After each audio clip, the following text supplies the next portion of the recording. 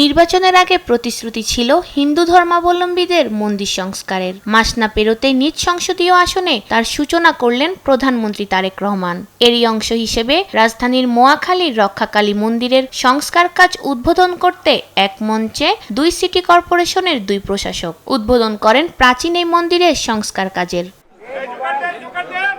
এ সময় উত্তর সিটির প্রশাসক বলেন, অগ্রাধিকার ভিত্তিতে মসজিদ মন্দিরের সব সমস্যা সমাধানে কাজ করা হবে। মসজিদ মন্দির প্রতিটি ধর্মশালায় আমরা আপনাদের সকল বিষয়ে সকল সমস্যা আমরা সমাধান করব আমাদের নৈতিক জায়গা থেকে। এ সময় প্রধান অতিথির বক্তব্যে দেশের সব ধর্মের মানুষের সমান অধিকার আছে বলে জানান দক্ষিণ সিটি কর্পোরেশনের প্রশাসক আব্দুস সালাম। বাংলাদেশটা সবার, হিন্দু, বৌদ্ধ, খ্রিস্টান, মুসলমান সবার জন্য আমার যতটুকু অধিকার আছে আপনারও ততটুকু অধিকার আছে। বিএনপি নির্বাচনী ইশতেহারের সব প্রতিশ্রুতি পর্যায়ক্রমে পূরণ করবে বলেও আশ্বাস দেন এই দুই প্রশাসক।